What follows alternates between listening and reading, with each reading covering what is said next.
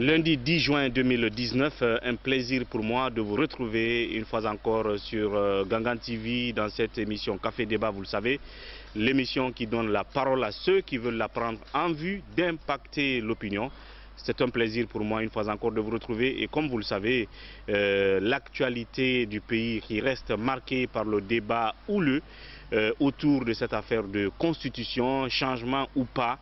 L'adversité va crescendo et finalement qui frise avec les menaces, avec bien entendu cette réponse musclée de la mouvance à travers un communiqué fleuve lu sur les médias d'État suite à la publication par le Front de défense de la Constitution d'une certaine liste de personnalités défendant ce changement de Constitution qu'ils auraient déposé auprès de la Cour de la CPI.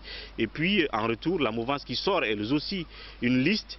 Et vous le savez, les derniers éléments de cette actualité, c'est bien sûr les sorties successives du ministre des Transports, Aboubakar Sylla, qui donc se dit personnellement engagé et partant pour ce changement de constitution.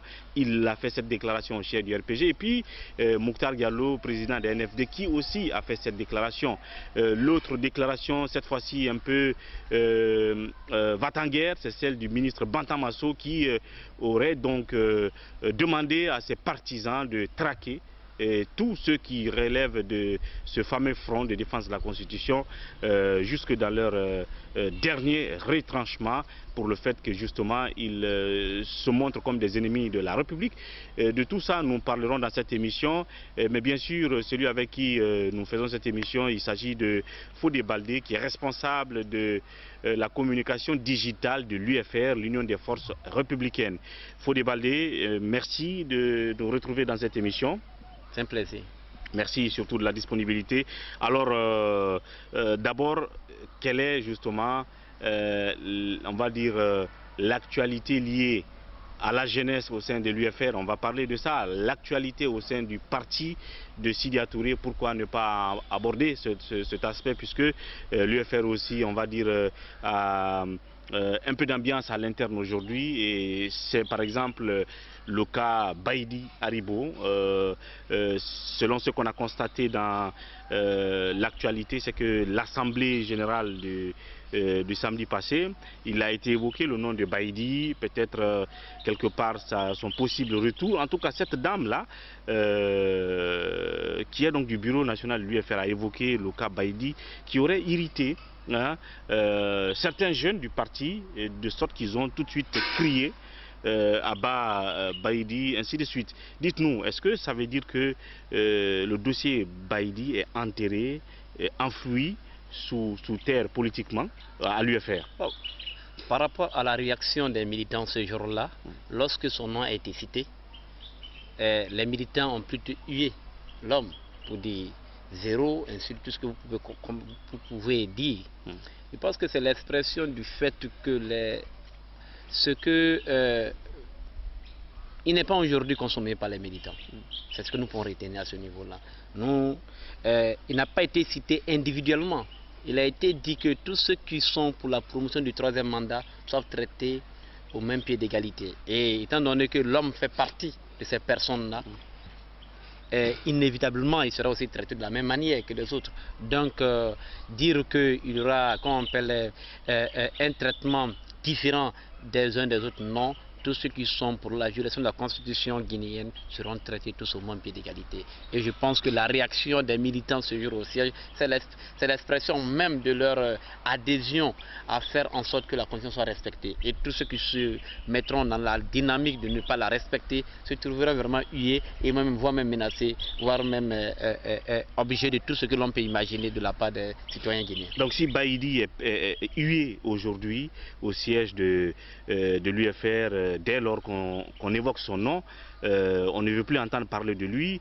Il est considéré comme un pestiféré et désormais cela contredit l'argument que vous aviez brandi à l'époque quand vous avez nommé quelqu'un d'autre à sa place dans le parti en disant non, c'est une sorte de disponibilité qu'on lui accorde parce qu'il a des charges à la Banque centrale désormais, donc on le laisse un peu, il a une certaine liberté, mais ça ne veut pas dire qu'on l'excluait de l'UFR. C'est cet argument que l'UFR avait sorti quand on a nommé l'autre à sa place dans le bureau exécutif, quand Cheikh Yaya Bara a été nommé à sa place. Donc ça veut dire que vous aviez entretenu un certain flou vous-même quand vous avez décidé de nommer quelqu'un à sa place. Maintenant qu'il a affiché clairement sa position pour cette affaire de nouvelle constitution, et donc les choses sont devenues claires. Ça veut dire que Baïdy, on ne l'avait pas enlevé parce qu'il avait des charges à la Banque centrale. Non, on l'a enlevé parce que ça n'allait pas du tout déjà en ce moment. Non, il faut d'ici hier l'objectif de remplacer Baïdy Haribo par l'honneur Cheikh Yaya était dû au fait qu'il était indisponible. Aujourd'hui, c'est une autre façon, une autre manière. Oui, mais l'argument de l'indisponibilité. Un autre argument. Est-ce que c'était pas un maquillage depuis? Non, c'était pas un maquillage. Loin de là, c'est pas notre habitude à lui faire. C'est aujourd'hui du fait de ces actions entreprises dans le cadre de la dynamique du troisième mandat qui amène aujourd'hui les militants à comprendre que Baïdy Haribo ne souscrit pas à la ligne de l'UFR qui est de faire en sorte que la Constitution soit respectée. L'une des valeurs qui ont même fondé ce parti, c'est de faire en sorte que nous ayons un état de droit démocratique. Et cela ne peut être possible que lorsque nous sommes déterminés à faire respecter et à respecter la Constitution, qui est le contrat social sur lequel se trouve l'engagement de tous les Guinéens. Donc, si ce monsieur ne souscrit pas à cette vision du parti, cela va sans dire que les militants constateront d'eux-mêmes que l'homme a décidé de prendre une autre ligne qui est différente de celle de l'UFR. Alors qu'est-ce que cette dame va chercher en évoquant le nom de Baïdy, de quelqu'un qui désormais n'a plus de place à l'UFR? La dame, c'est... Quelle dame ça? De l'UFR, j'ignore son nom, mais je crois qu'elle est du parti qui aurait évoqué le cas Baïdy, qui est présentée comme une sorte d'avocate de Baïdy, comme si elle défendait le sort de Baïdy. Et elle est aussi sentie comme une sorte de... comme si elle est proche aussi d'Alpha Condé. Est-ce qu'elle joue une sorte de trouble-fête dans le parti? Honnêtement, je ne sais pas de quelle dame vous parlez. Mais elle est membre de l'UF, c'est elle qui a évoqué le nom de Baïdy. Si c'est Doubé ou Doribé, quelque chose comme cela, elle est membre de votre parti? Non, il n'y a pas une Doubé membre du parti. C'est elle qu'Alpha Condé est allé voir à l'hôpital, je crois. Ah, Béatrice, vous parlez de Béatrice Dobige. Exactement. Ok. Donc, est-ce que c'est elle qui l'a évoqué, le débat? Quelle est sa position? Je pense que c'est pas, comment on appelle, l'Assemblée générale de l'UFR n'est pas un lieu où l'on viendrait prendre la défense de qui que ce soit. La ligne de communication de l'UFR est claire. Quand vous vous inscrivez dans la dynamique d'une nouvelle constitution, donc le troisième mandat, l'UFR s'érige contre ces personnes-là. C'est aussi clair que ça. Maintenant, si cette dame veut prendre une autre, comment on appelle, la défense de Baïdy Haribo, je pense très bien qu'elle ferait ça, qu'on appelle sur notre plateau et non à l'UFR.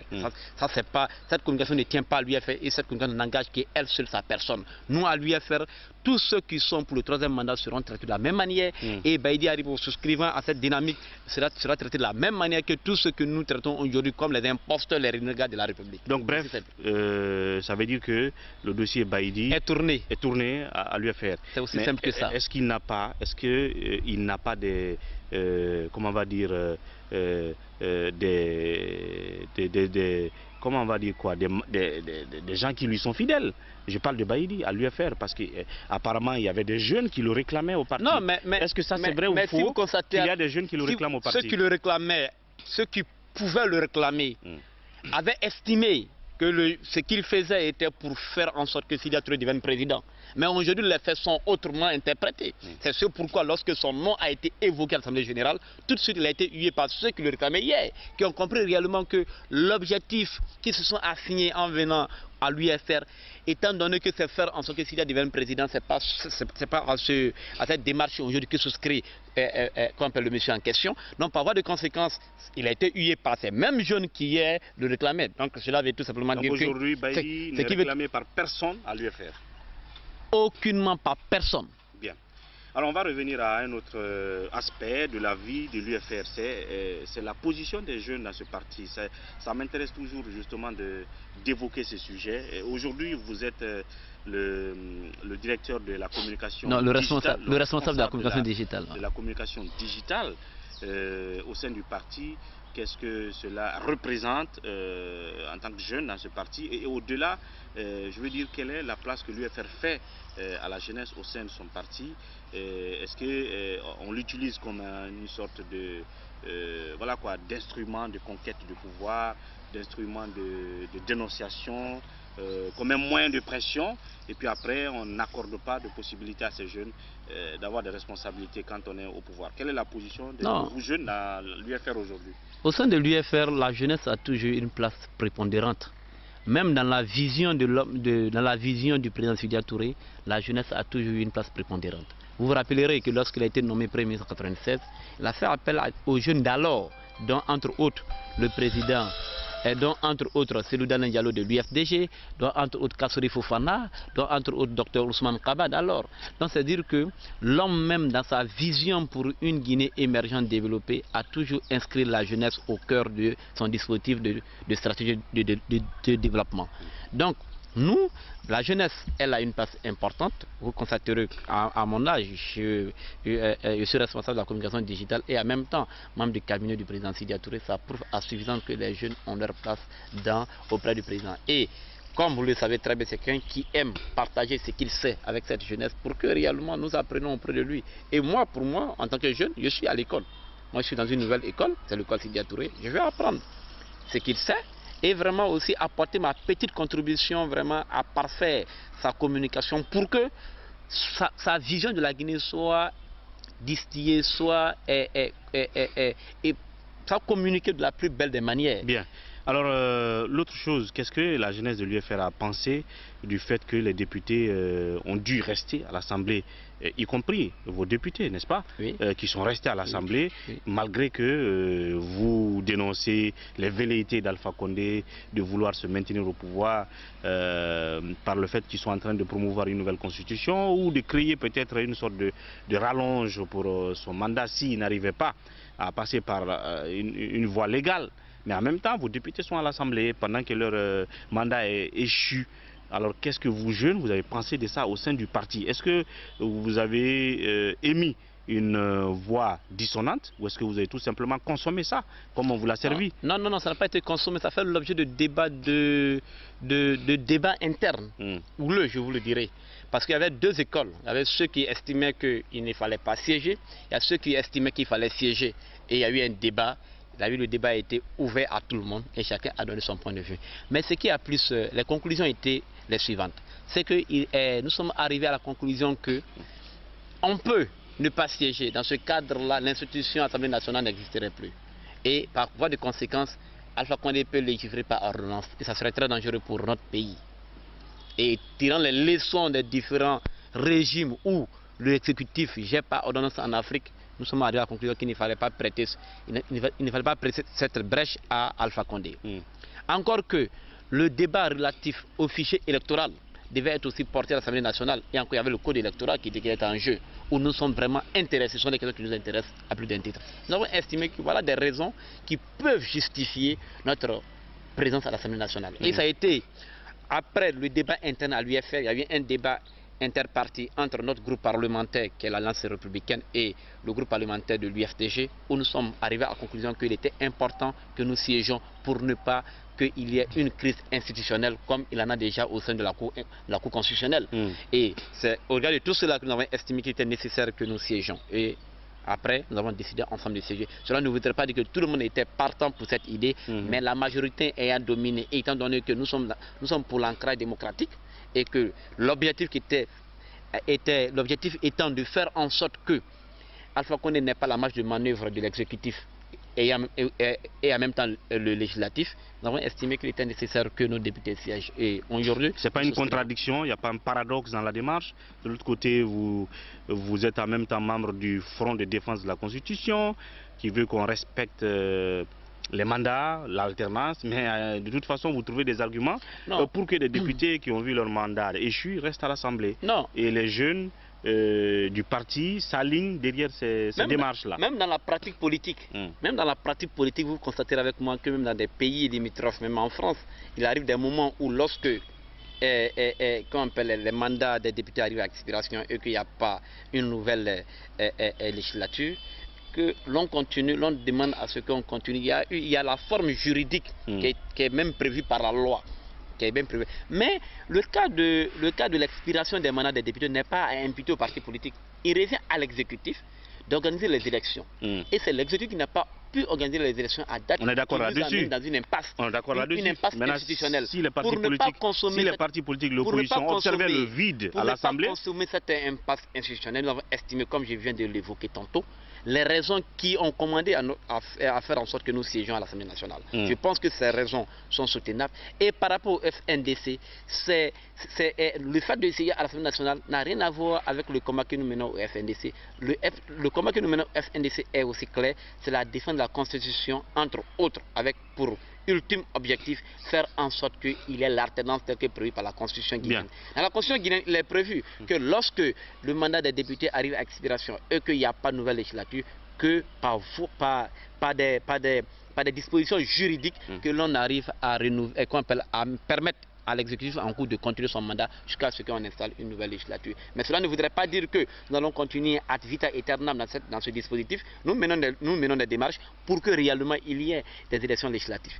Mais avec le fichier actuel, je ne pense pas que nous pouvons accepter une élection dans notre pays avec le fichier actuel, étant donné qu'on a plus de 1 578 388 fictifs, même si certains ne veulent pas entendre l'expression fictive, étant donné que ce sont des anomalies qui ont été révélées dans le fichier. Je pense qu'on ne peut pas admettre une élection avec ce fichier que nous avons aujourd'hui. Justement, on va aborder le sujet de ce fichier tout à l'heure, mais dans la deuxième partie de cette émission, justement, où nous parlerons des actions du FNDC en ce moment, mais aussi de la réaction de la mouvance vis-à-vis de ces activités du FNDC et puis des griefs que l'UFR continue à porter contre la CENI quant au mode de recrutement de l'opérateur qui doit procéder au recensement à venir en vue des élections législatives que nous attendons.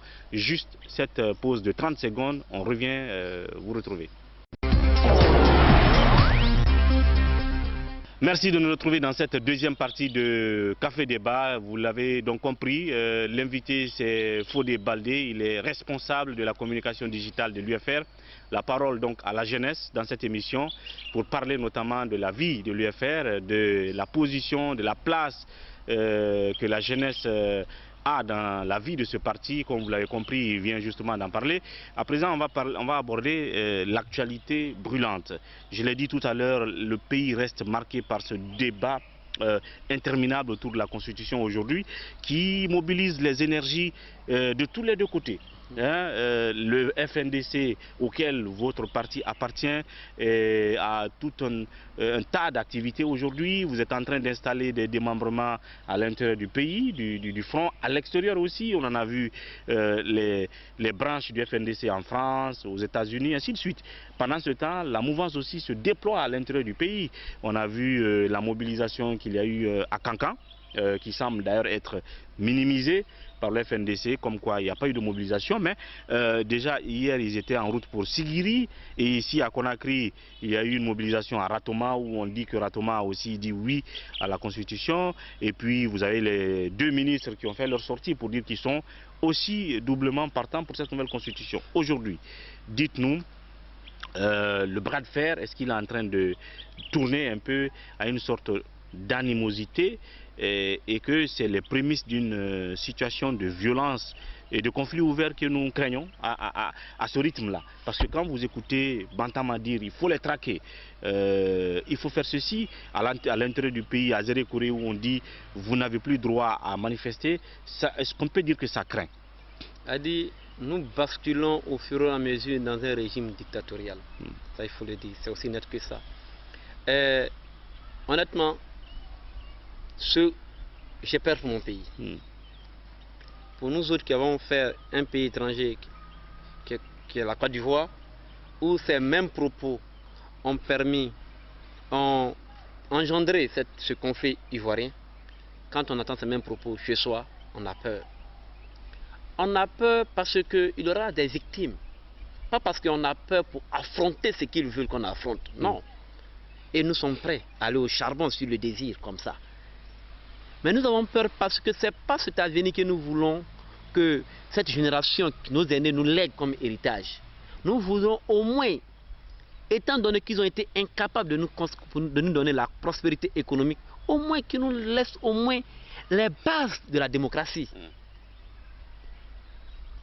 Tout ce que nous attendons ici par la nouvelle constitution, l'objectif c'est le 3e mandat. C'est ça l'objectif. Et comme ils sont passés par toutes les stratégies juridiques et qu'ils sont arrivés à la conclusion qu'il y a une impossibilité totale d'avoir une base juridique pour soutenir leur projet satanique funeste, alors ils ont estimé maintenant qu'il faut passer par la force. Comme pour dire que la fin justifiera les moyens. L'objectif étant d'arriver au 3e mandat, peu importe si les Guinéens meurent, peu importe s'il y a ceci, il y a cela. Mais comme nous, SNDC, nous souscrivons à un idéal qui est entre autres construire un état de droit démocratique, nous avons estimé nécessaire d'interpeller, puisque la Guinée se trouve dans un ensemble qu'on appelle l'ONU, CEDEAO, l'Union africaine. Nous avons estimé nécessaire d'interpeller la communauté internationale de ce qui peut advenir de la Guinée. C'est en cela qu'il y a eu des déclarations dans ce sens. Étant donné que la forfaiture en cours persistait, nous avons estimé qu'il était nécessaire de lister des personnes qui se listent dans cet exercice au succès peu probable. Donc, une liste a été envoyée à la Cour pénale internationale pour dire que si vous avez pour mission de juger les crimes contre l'humanité, voilà des personnes qui veulent qu'il y ait des crimes contre l'humanité dans notre pays. Alors il est bon de les interpeller. Après cette liste publiée, nous avons assisté à la sortie de Bantamasso. Et cette vidéo aussi a été transmise à la CPI pour dire que voilà, quand je regarde... Parce que les propos qu'il tient dans la vidéo sont graves. Sont d'une gravité extrême. Quand on demande à ce que les cadres de l'administration indécis se déterminent, quand on demande, parce que l'administration normalement elle devait être neutre. L'administration est neutre par principe. Par principe de service public, l'administration est neutre. Mais ce n'est pas ce à quoi nous assistons. Nous assistons à une politisation de l'administration. Et cela, nous ne pouvons l'accepter guère. À côté de cela, demander à ce qu'on traque tous ceux qui sont contre le 3e mandat, c'est l'expression de l'instauration de la violence politique dans notre pays. Il faudrait qu'on fasse attention. Je ne cesse de le dire. Il est mieux de soigner la fièvre que de chercher à casser le thermomètre. Parce que ce qui nous guette est très dangereux.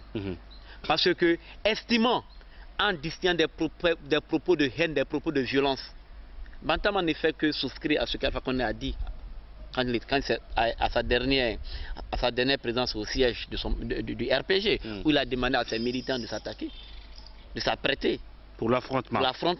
Donc Bantama vient conclure ce que son patron est venu dire au siège. Mais je pense que ce sont des propos qui ne peuvent guère arranger la Guinée et même la sous-région. Et je pense que le bon sens aura le dessus au moment opportun. Mais pour l'heure, tous ces propos de Vataguin ne peuvent guère ébranler notre détermination à aller au charbon sur le désir pour que la démocratie puisse être respectée et l'alternance puisse être consommée en Guinée. Alors, je l'ai dit, entre-temps, vous avez quand même deux anciens partisans de l'opposition, dont l'ancien porte-parole Aboubacar Silla, aujourd'hui ministre d'État des Transports.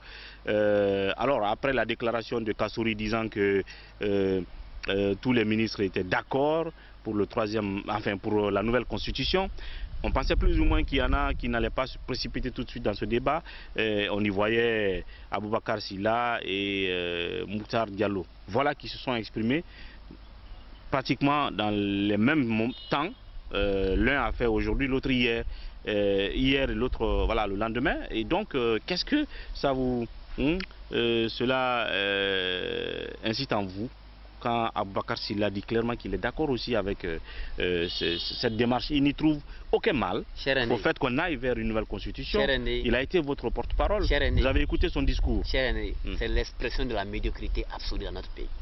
Ah, pourtant, il a été un vaillant porte-parole de l'opposition. Quand des supposés cadres disent soutenir une nouvelle constitution sans connaître le contenu, c'est grave. Ça prouve à suffisance que beaucoup de nos contrats qui sont signés à l'étranger n'ont pas été étudiés. Normalement, le peuple doit comprendre que nous sommes en danger avec ce régime-là.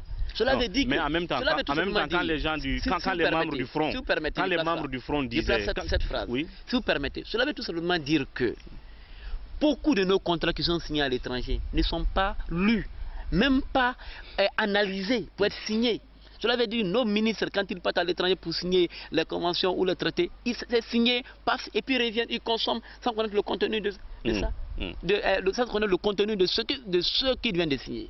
Donc c'est vraiment dangereux, ça prouve à suffisance que le peuple est en danger avec ce régime. Non, peut-être que pour eux, on va leur montrer la nouvelle constitution, mais je dis... Cependant, ils n'ont pas, selon les informations que nous avons et ce qu'eux-mêmes disent, ils n'ont pas encore vu la nouvelle constitution. Effectivement. Donc, il serait très dangereux, il serait très prétentieux de vouloir consommer déjà quelque chose qu'on n'a pas vu.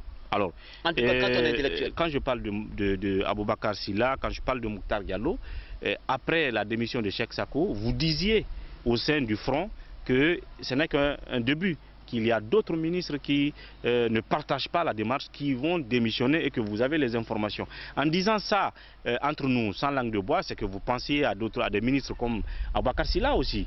C'est que vous pensiez à des gens peut-être comme Mokhtar Diallo. Alors si aujourd'hui ils font une sortie et disent clairement que nous sommes à 100% partants, qu'est-ce que ça vous dit? Est-ce que ça vous renvoie un mauvais signal comme quoi il y a des gens qui... Aucunement. Parce que c'est eux-là n'ont pas leur parti. Non, leur parti n'est pas fondu dans leur RPG. Au contraire. Est-ce que vous allez vous attendre? Au contraire. Vous allez vous attendre à la dissociation d'autres gens qui sont fondus dans le parti, qui ont le RPG dans le sang, alors que des gens qui sont arrivés tout récemment comme Mokhtar Diallo, comme Aboubacar Sylla, sont foncièrement d'accord avec cette démarche. Est-ce que ça veut dire qu'il y a d'autres, comme vous le disiez, qui sont prêts à démissionner comme Cheikh Sako? Ce n'est pas exclu que les gens démissionnent.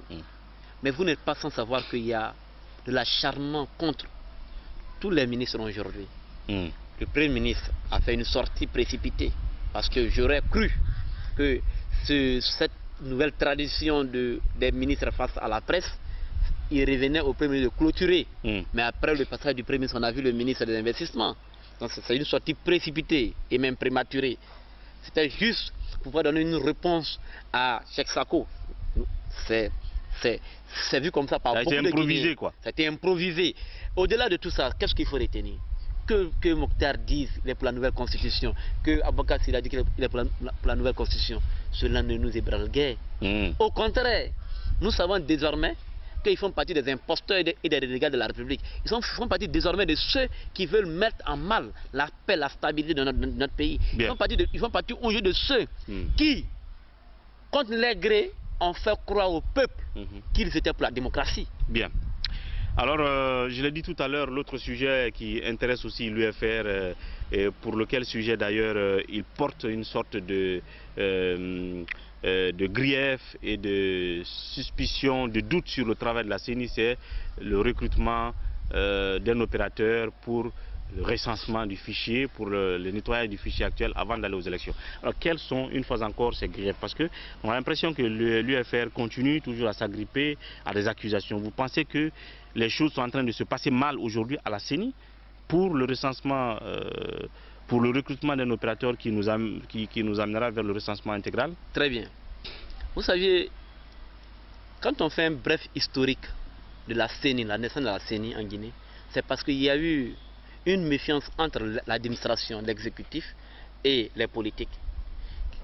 On a estimé qu'il fallait créer une institution indépendante, une commission indépendante, pour qu'on ait des élections transparentes, crédibles et acceptées de tous. Donc cette CENI a l'obligation de faire en sorte que les élections puissent être acceptées de tous. En faisant quoi? En travaillant de sorte à ce que les parties prenantes soient rassurées, et ce n'est pas aujourd'hui le cas. Parce qu'il y a eu une retraite à Kindia. Vous avez constaté avec moi les conclusions de la retraite de Kindia ont été tout sauf une retraite qui peut permettre à quelqu'un de croire à un avenir promoteur pour cette institution.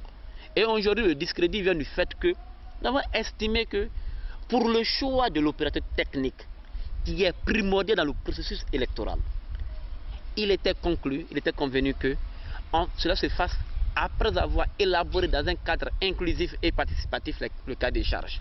Ça n'a pas été le cas.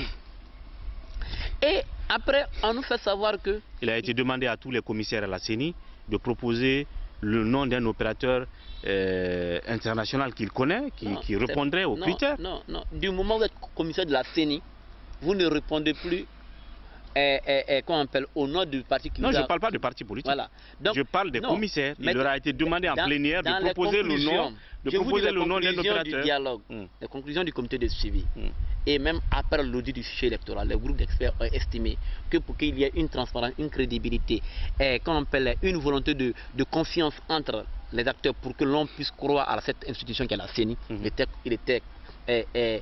il a été décidé qu'il y ait un cadre inclusif participatif pour élaborer les cahiers des charges de la CENI. Cela veut dire quoi? Il y a les deux blocs de l'opposition, la mouvance et l'institution qui est la CENI. Est-ce que vous pouvez en vouloir à la CENI de ne pas vous associer? Parce que depuis que Kébé est venu, il n'a toujours fait qu'associer les partis politiques. Non. Il va voir les partis politiques. Non. Quand il y a un sujet, il associe les partis politiques. Récemment, vous avez fait le tour, vous avez défilé. Il vous a reçu successivement, la CENI. Ça, c'est du... Mais ce n'est pas sur tous les sujets techniques. Mais c'est pas sur tous les sujets techniques qu'on va vous associer. Non, ça c'est impératif. Sinon, on n'avancera pas. Ça c'est impératif. Le fichier électoral... Dans l'élaboration du cahier de charges, vous voulez qu'on vous associe? Mais c'est ce qui a été dit. Je vous dis... On vous montre le cahier de charges après ou qu'on vous associe à l'élaboration? Je vous évoque les conclusions du dialogue qu'on a eu avec cette institution. Bien. Il a été dit que pour l'élaboration du cahier de charges, il faudrait que ce soit dans un cadre inclusif et participatif. Donc vous pensez que cela n'a pas été fait? Et ça n'a pas été fait. Bien. Et pire encore, quand il a été question du choix de l'opérateur technique, il avait été dit qu'il y ait un appel d'offres ouvert et non un appel d'offres présélectionné. Mais c'est ce que nous avons pu constater, que d'abord des entreprises ont été présélectionnées et que c'est ces entreprises qu'on a envoyé des appels d'offres. Comment voudrez-vous que l'on puisse croire à la crédibilité de ça? Vous nous doutons, et au-delà du fait que nous doutons du processus, même l'institution est en train de jeter du discrédit sur sa personne. Bien. Pourtant, il y a quelqu'un de l'UFR qui est dans cette nouvelle CENI. Cette toute nouvelle CENI. Ça, il faut le rappeler. Je vous dis, c'est Makanera qui est juriste, je vous dis, qui est responsable du département juridique et passation du marché. Donc quand on parle de marché, de recrutement, l'homme doit avoir un regard sur tout ça, même si on dit que dès lors qu'il a prêté serment, il n'est plus rattaché à l'UFR, mais tout le monde sait qu'en réalité, il doit défendre un peu une certaine position de son obédience politique, même s'il ne le fait pas ouvertement, mais ne serait-ce que pour les questions de principe. Lui, Makanera, homme de droit, et qui est responsable des questions de passation à la CENI, qui vient de l'UFR, comment ça peut se faire qu'il soit là-bas et que vous dites que la CENI est en train de contourner les procédures de passation de marché, de recrutement d'un opérateur? Pour terminer là-dessus, on n'a pas assez de temps. Je vous parle d'une institution qui est en train de jeter du discrédit sur sa personne. Je vous parle de la CENI. Que Makanera y soit ou n'y soit pas, cela moi m'importe peu. Donc, qui est venu de l'UFR. Ce qui m'importe le plus, c'est le fait que les conclusions assorties des différentes assises soient respectées. Donc déjà... Et que nous sommes en train de préparer une autre crise. Bien. Dans des crises. Et je pense que ce régime se plaît à créer des crises et des crises et des crises. Bien. Et pour terminer, ça veut dire que déjà, vous commencez à douter des gens que vous avez envoyés à la CENI il n'y a même pas 6 mois? Non, pas que nous doutons des gens que nous avons envoyés à la CENI. C'est l'institution elle-même qui se jette du discrédit. À laquelle appartiennent des gens qui sont venus des partis politiques. Est-ce que vous me comprenez? Ce n'est pas que les gens qui y sont ceci, cela. Je vous dis que les conclusions qui sont sorties des différentes assises auraient souhaité que nous soyons, il y ait un cadre inclusif participatif pour élaborer les cas des charges et qu'il y ait un appel d'affaires international pour choisir l'opérateur technique. Si cela n'est pas fait, si Makanera est partie prenante de cette décision, mais ils sont tous coupables. Bien. C'est ce que je dis. Donc vous voulez dire que la CENI doit reprendre le processus? Et à cela, nous avons saisi la CENI par une lettre.